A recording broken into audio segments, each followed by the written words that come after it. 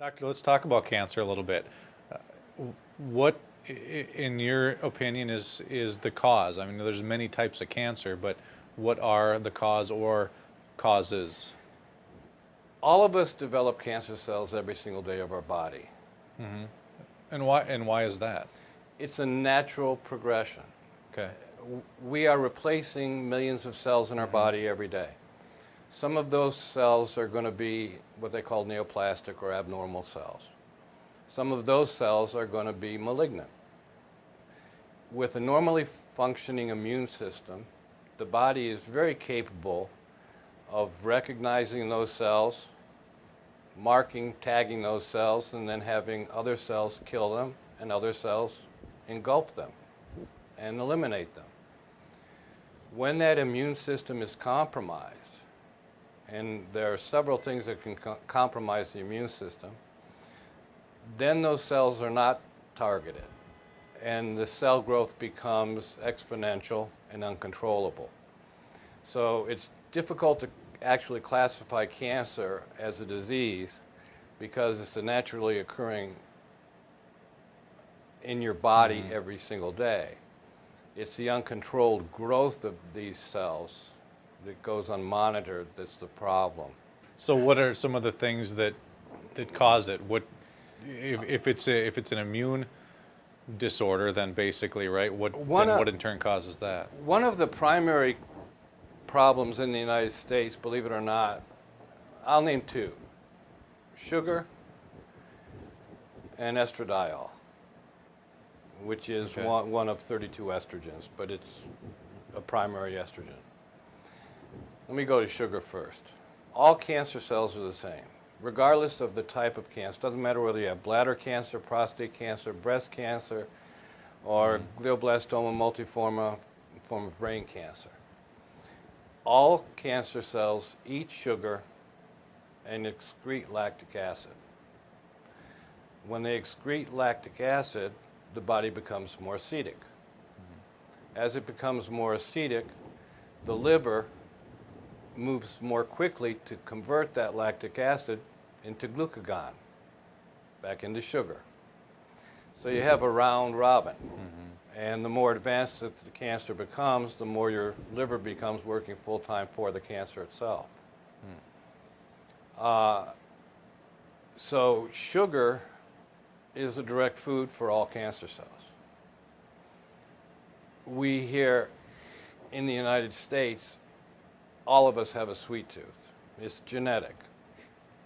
You know, every Native American, every Eskimo, every white man, European descent, all of us have this sweet tooth.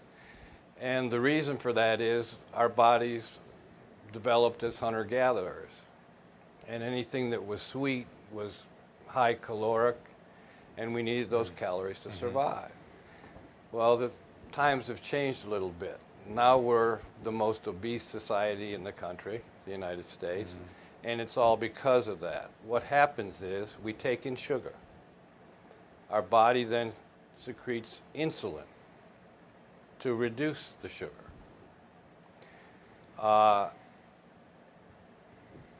We can go from cancer to heart attacks and a heartbeat just from that. We hear all of these drugs that are to lower cholesterol. Cholesterol does not cause arterial sclerosis. It never has, never will. Cholesterol actually circulates in your lymphatic system, which is part of your immune system. Cholesterol is the first step in making all of your hormones for your endocrine system. Cholesterol to DHEA, from DHEA, testosterone, or androstenedione, to testosterone, to your estrogens.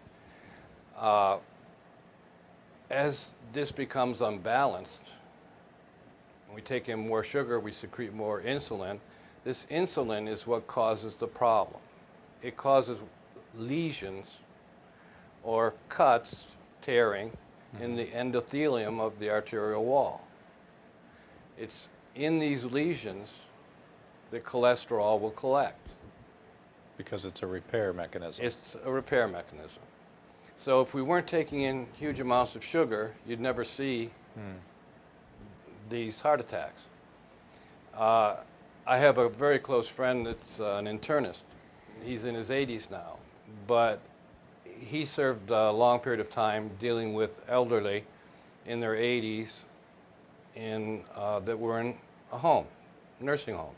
Not because they were ill, these were just more retirement homes. And he was their physician. He never found cholesterol levels under 250 in anyone over the age of 80. It wasn't the cholesterol that was ever causing the problem. It was the sugar intake. And now all of our food has sugar in it. So we see rising levels of this heart disease and rising selling of statin drugs when it's much simpler just to cut sugar out of your diet. I say that, it's not really that simple. But if you could cut sugar out, it would reduce cancer rates and cardiovascular incidence probably by 90%.